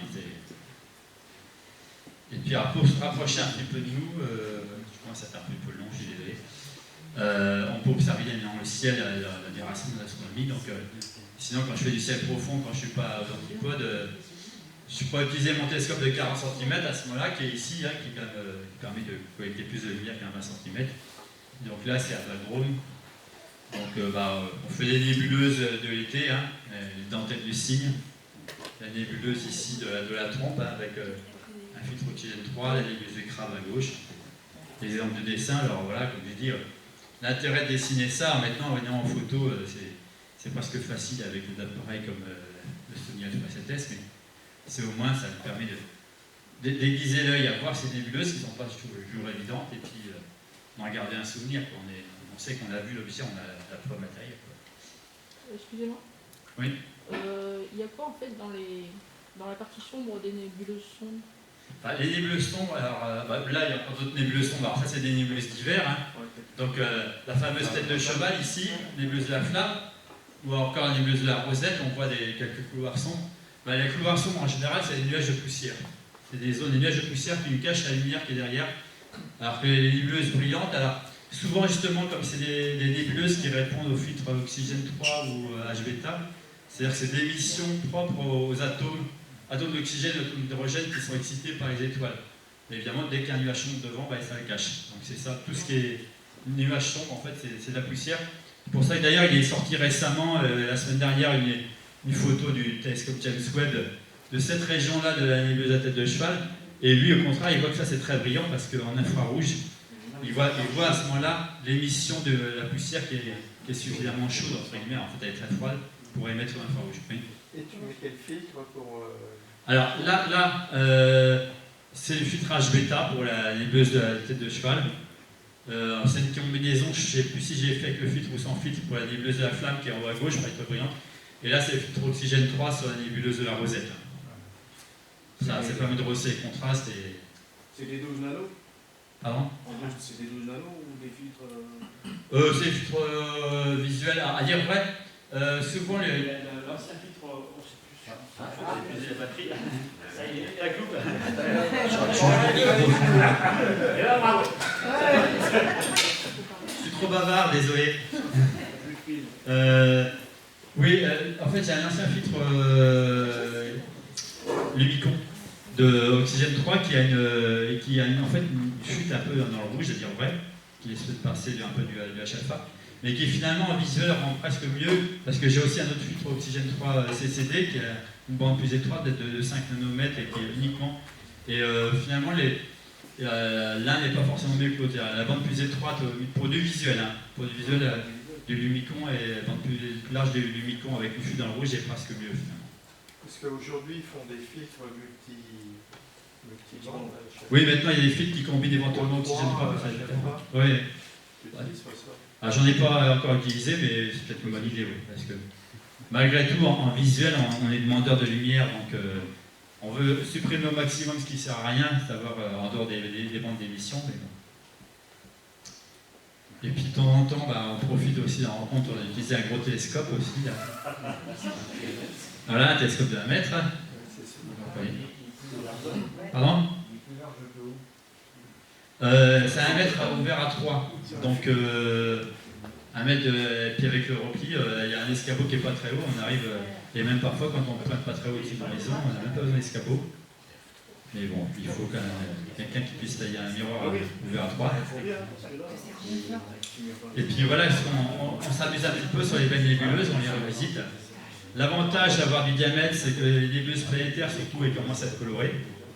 Donc NGC 40 en haut à gauche, qui a un liseré rouge autour, la nébuleuse Saturne qui est verte, un vert émeraude, et puis quelques autres nébuleuses comme la nébuleuse du croissant, où là c'est un dessin que j'ai fait il y a un peu plus d'1 an, la nébuleuse de Altair, la M27, on la connaît sur cette partie-là, mais avec un gros diamètre, on s'aperçoit qu'il y a des extensions ici, avec comme un cône sombre qui part de chaque côté.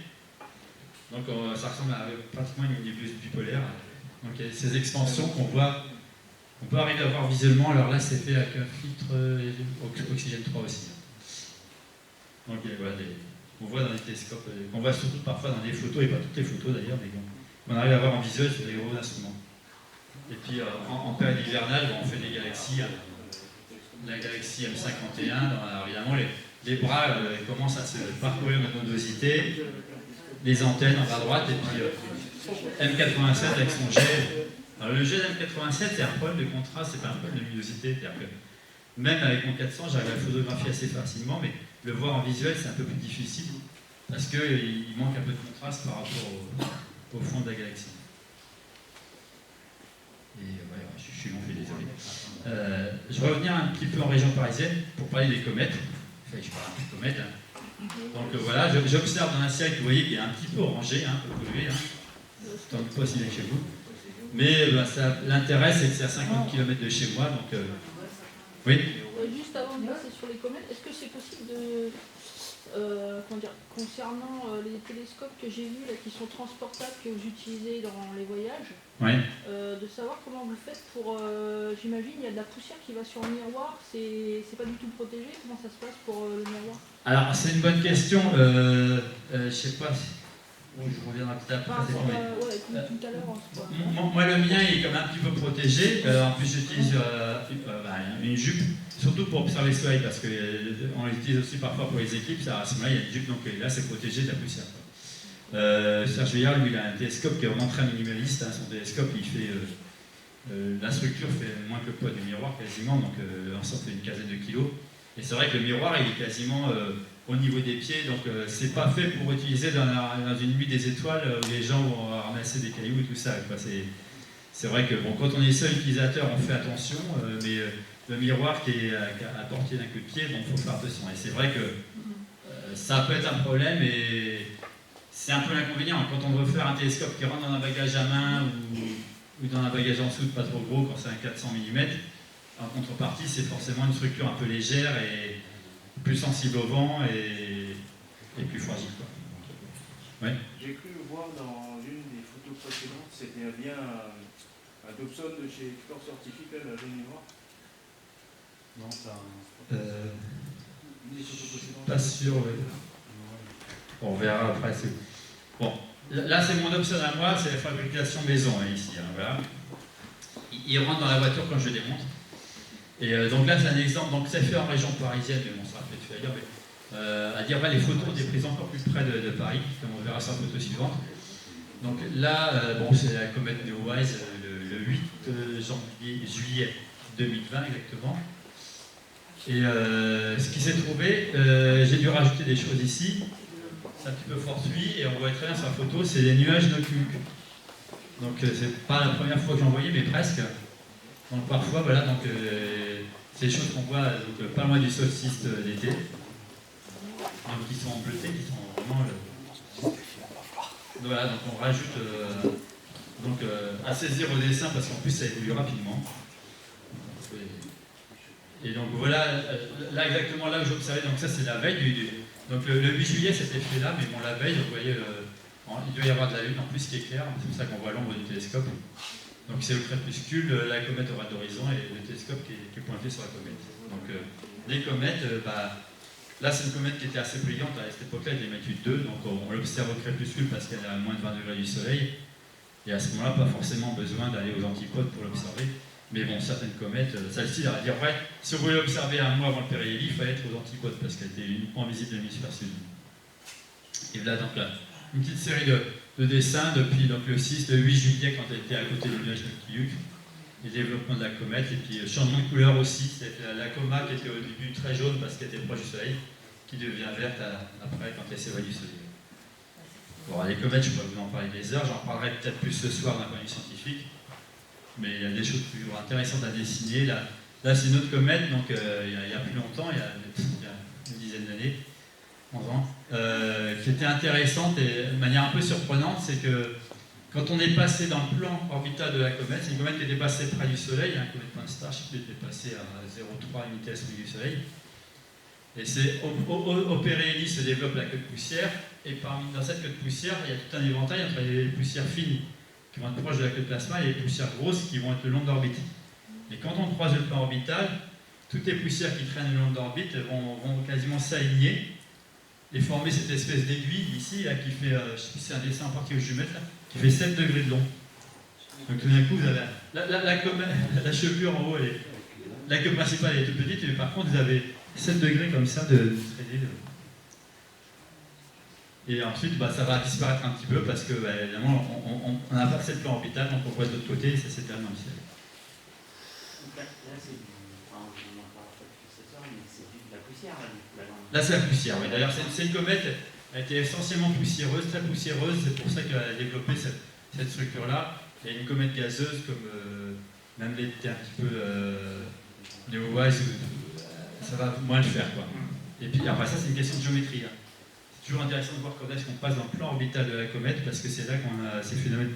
C'est une anti-queue au passage, mais vous voyez, là, l'anti-queue est bien plus longue que... Il y a une région qui est plus magnétique sur la partie plasma. Ah, justement, là-dessus, on voit un peu du plasma, justement. C'est pour terminer avec la comète Pons-Brooks il y a 20 jours, un mois exactement, au Mexique. Donc là, on a une queue plutôt de plasma, on voit qu'elle est très, très tourmentée parce qu'elle est tressée un peu par le vent solaire. Autant la queue de poussière, elle est beaucoup plus diffuse et puis elle peut s'orienter quasiment opposée à la queue de plasma du fait de considérations géométriques. La queue de plasma est toujours en direction opposée au soleil.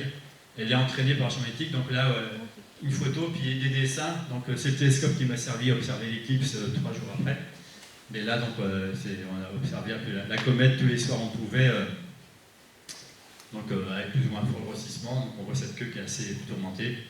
Et on a observé ça depuis un bord de plage. On a Jupiter ici, la comète, si on était prêt, vous verrez qu'elle fait le petit point qu'elle est là. Et non, quand on est en Basse-Californie. Et puis au passage, je ne sais pas si vous avez remarqué, mais maintenant on a de plus en plus de choses qui traînent dans le ciel là. Il y a 85 secondes de pause, je vous laisse compter le nombre de Starlink qui passe sur la photo. Donc imaginez si vous faites 10 heures de pause. Et alors je voulais terminer, j'en disais, des observations un peu, celle-là vraiment imprévues. Ça c'est la première aurore boréale que j'ai vue. C'est pris à 40 km de Paris, près de Rambouillet. Hein. Mais c'était, alors là, j'ai pas mis les dates dessus, mais c'était en 2001. Et l'anecdote, c'est que 10 jours après, j'allais au nord de la Suède et finalement, j'ai mieux vu celle-là que ce que j'ai pu voir en nord de la Suède. Donc voilà, qu'est-ce que j'ai sous la main? Pourtant, j'avais vu un peu une alerte, mais je n'avais pas pensé sur un appareil photo. J'étais parti pour observer des comètes avec mon télescope et puis je fais avec le moyen du bord, un crayon, l'horizon avec les quelques arbres. Et puis cette zone vert brillante à l'horizon qui est à moitié cachée vers les arbres. Et puis les zones un peu plus rougeâtres qui montent dans le ciel jusque en haut là, tout en haut en fait c'est la petite ours ici. Hein, et puis le dragon, et puis les gars. Il faudra s'améliorer sur les arbres. Oui, il faut que je revienne 2 jours pour dessiner les arbres. Mais ça va, les arbres ils bougent pas aussi que... Et puis pour terminer, après ça c'est la première fois que je vais dans l'aurore boréale, après ça j'ai appris que dans mes voyages professionnels où j'allais assez souvent, parfois en Californie, autant pour des congrès du côté de Los Angeles ou aussi pour préparer la mission Rosetta, de temps en temps, il suffit de regarder par le hublot pour observer les aurores boréales. Donc, vous êtes à 10 000 mètres d'altitude, voire 11 000 mètres, donc il n'y a pas de nuages. Vous êtes à 25 degrés, assis sur votre fauteuil. Il faut juste avoir choisi un fauteuil en rangée A. Rangée A, vous regardez vers le nord en revenant des États-Unis. Donc, vers le nord, c'est vers, voilà. Donc, vous avez l'aile de l'avion, hop. Et puis, bon, les photos, alors à l'époque, les premières, vers 2005, hein, c'est déjà il y a longtemps, c'est fait avec un appareil argentique à ce moment-là. Hein. Bon, j'ai un 50 mm ouvert à 1.4, mais tenu à la main, l'appareil argentique, vous voyez, donc on arrive à la main. Les étoiles sont parfois un petit peu traînées comme sur cette du haut, mais en espace de des pauses de quelques secondes, une seconde, on arrive à photographier les aurores boréales, et puis évidemment... turbulence, c'est bon. Ouais, il ne faut pas qu'il y ait trop de turbulence, et puis sinon on peut les dessiner. Hein, voilà, donc ça c'est des dessins, donc c'est des dessins qui correspondent à peu près à l'heure de... Alors ça c'était une des premières, puis la dernière fois qu'on a vu, j'ai dit à d'autres j'étais allé observer les aurores boréales en Islande en octobre 2017 après l'éclipse, mais en revenant de l'éclipse d'Oregon, Seattle, Paris, on passe aussi par le cercle boréal. Voilà, on a photographié aussi les aurores boréales, et puis là on a fait un petit peu d'animation dans l'avion. On a expliqué aux voisins ce qu'on voyait, tout comme ça, voilà, donc les aurores boréales, visibles depuis le hublot. Tout le monde s'est déplacé, ça a déséquilibré. Oui, après un peu de son. Et pour l'anecdote, c'est en 2003, je crois qu'il y a des moments où il y avait beaucoup d'activités solaires, il y avait des grosses périodes d'aurore boréale qui étaient même visibles en France. Sur un vol, alors je ne sais plus si c'était Chicago-Paris ou Los Angeles-Paris, c'était un vol sur United. Déjà, ils nous ont prévenu, juste après le décollage, qu'il allait y avoir des aurores boréales. Mais c'est l'époque, pour ceux qui connaissent le Capet était entre 8 et 9. Moi, j'avais mon hublot rangé A. Ben, c'était le mauvais choix, parce que les aurores boréales étaient au sud. Il y en avait tellement, c'était au-dessus de l'avion et vers le sud, quoi. Voilà, alors je vais terminer, je suis désolé pour avoir pris le temps. Dernière chose... Ah bah en plus c'est l'animation d'ailleurs. Je suis désolé, bon, ça passe. C'est pas très bien. Voilà, donc là c'est le château de Versailles, hein, donc illuminé, c'est pas Versailles ici pour vous. Bon, il n'est pas si illuminé que ça, enfin.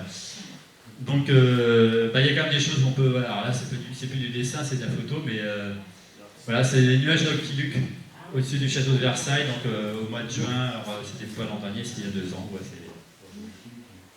voilà, donc et ça c'est des choses qui ça se prévoit mal, hein, voilà, faut être vigilant, faut regarder le soir. Donc l'an dernier j'en ai quasiment pas vu, et l'année d'avant et l'année d'avant il y a eu pas mal en 2020 avec la comète Neowise, et puis en 2021, 2022. C'est vers quelle heure? Alors, ces nuages noctiluques, alors vous voyez, vous avez les nuages normaux, les genre Cirrus qui sont à 10 000 mètres d'altitude à peu près. Les nuages noctiluques, c'est des nuages qui sont aussi des nuages mésosphériques. Alors, si je vous ai profil de l'atmosphère terrestre, il fait chaud au sol, la température elle baisse jusqu'à 10 000 mètres d'altitude, ce qu'on appelle la tropopause, c'est la limite de la troposphère. Là où volent les avions, c'est pour ça qu'il fait moins 50 quand vous regardez la température extérieure. Et après ça, la température elle remonte, donc ce qu'on appelle la stratosphère. Et ensuite, elle va jusqu'à un maximum, et ensuite elle rediminue, et dans la mésosphère, donc qui est au-dessus de la stratosphère, il y a une zone vers 80 km d'altitude où il y a à nouveau un minimum. Et à ce minimum de température, quand il y a de la vapeur d'eau qui a pu monter aussi haut, elle va condenser, elle va donner lieu à ces nuages. Donc c'est des nuages qui sont à 80 km d'altitude, donc ils sont 8 fois plus hauts que les Cirrus.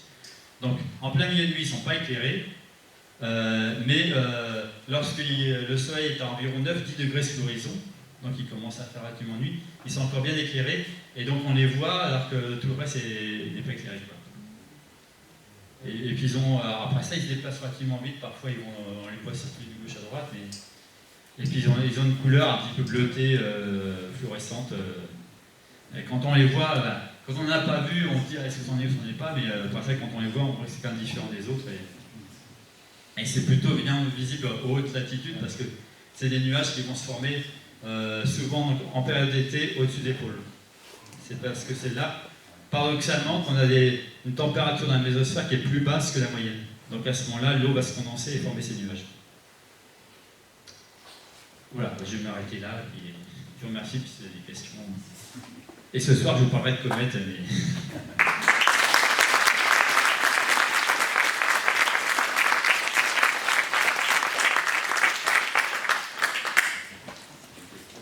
Pour ceux qui ne parlent pas très fort, j'ai un deuxième micro qui marche. Parce qu'en fait, la lumière rouge, c'est pour dire qu'il y a un micro rouge, et bleu, c'est pour dire que c'est bleu. En fait, c'est pas dire que c'est usé. Oui, au début de votre exposé, vous nous avez montré des dessins de la Lune. Donc, première ébauche, et ensuite dessin finalisé. Et je voulais savoir comment vous finalisez vos dessins. Est-ce que vous le faites à la main ou est-ce que vous utilisez un logiciel? Alors, c'est fait à la main, déjà, première réponse. Ça, j'ai pas encore fait un logiciel de reconnaissance graphique qui reconnaît que là, j'ai mis un 0, un 3,5, tout ça. Ça reste, ces degrés de luminosité que j'ai mis, si on regarde de près, à droite, j'ai mis 3, 1. C'est pour se guider la mémoire, dire que bah, là, c'est un peu plus sombre qu'à droite, un peu plus sombre qu'à gauche. Donc, tous les dessins, souvent, moi je les fais, ils sont bruts à l'observation, d'autant plus que souvent, bah, les conditions ne sont pas forcément idéales, on n'est jamais dans les conditions très confortables quand on dessine. J'ai l'avantage parfois de faire des dessins dans une résidence qui est relativement bétonnée, désolé pour l'environnement, c'est que c'est plus sec, donc j'ai pas mon papier qui boit l'humidité et sur lequel je fais plus de la gravure que du dessin au bout d'un moment. Mais je préfère quand même, après ça, sous un bon éclairage chez moi, remettre le dessin au propre, le plus rapidement possible quand les souvenirs sont encore en mémoire. Et d'ailleurs, c'est un petit peu le double intérêt du dessin, c'est qu'en même temps, quand on dessine quelque chose, qu'on cherche les détails, on imprime un peu dans la mémoire ce qu'on voit, quoi. Donc on a encore une mémoire fraîche dans les jours qui suivent. Et donc après ça, donc, je refais. Alors, quelquefois, ce que je fais, c'est que je recopie, ou je photocopie ça. Je photocopie. Quelquefois, je fais la mise au propre sur le même support, mais je le photocopie ou je le scanne pour le conserver. Et j'efface toutes les notes et puis je remplis par les nuances de gris. Quoi. Ou alors je recopie les contours et je refais sur un autre dessin. Quoi. Mais la Lune, ça demande du travail. Hein. C'est de la patience. Je sais pas, voilà, une mise au propre ici, j'ai mis 2h15 à 2h40 à faire la mise au propre. Hein. Donc là j'ai passé 2h40 à l'oculaire et 2h40 à la mise au propre. Donc, bon, moi je suis pas un des plus rapides, il y en a qui sont beaucoup plus rapides. Serge Veillard il fait un dessin d'éclipse en 1 minute comme en Australie l'an dernier. Mais moi, il me faut 5 heures pour faire un dessin de la Lune. Ça fait 6 heures de pause presque en tout. Il faut poser beaucoup pour aller vite.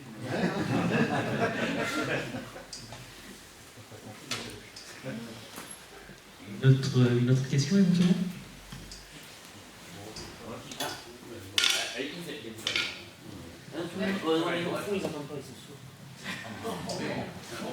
Beaucoup de dessins sont faits avec des Dobson. J'ai cru comprendre qu'il n'y avait aucune motorisation. Oui, alors j'ose pas vous montrer des dessins de Ganymède que j'ai fait vibrer 1400 fois quand ça met 10 secondes à traverser le champ.